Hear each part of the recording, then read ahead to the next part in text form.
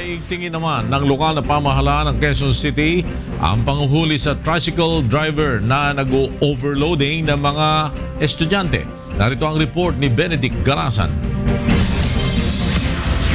Pasado alas 4 pa lang ng madaling araw kanina ay nakahanda na ang mga tauhan ng Quezon City Tricycle Regulation Unit upang manghuli ng mga tricycle driver na nag-overload ng pasahero, lalo na ng mga estudyante.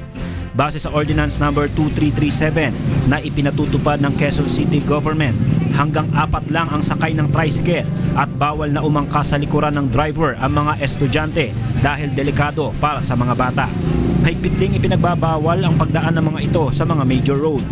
Unang pinuntahan ng grupo ang Batasan Hills National High School at President Corazon Aquino Elementary School kung saan nahuli ang ilang lumalabag. Mayroon ding nagtangkapang tumakas kaya hinabol ng mga operatiba.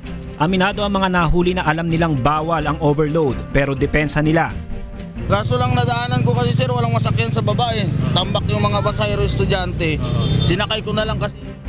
Sa kabila ng mga pakiusap, kinuha pa rin ang mga lisensya at tinikitan ang mga tricycle driver. Sang-ayon ng ilang lehitimong tricycle driver sa ordinansa, bagaman may kabawasan umano sa kita pero ligtas naman ang kanilang pasahero at mababawasan din ang kolorum na tricycle na isa sa nakakaagaw ng kanilang pasahero. Magpapatuloy ang operasyon ng TRU at iikutin nila ang iba't ibang paaralan sa Quezon City para manghuli ng mga lalabag sa ordinansa.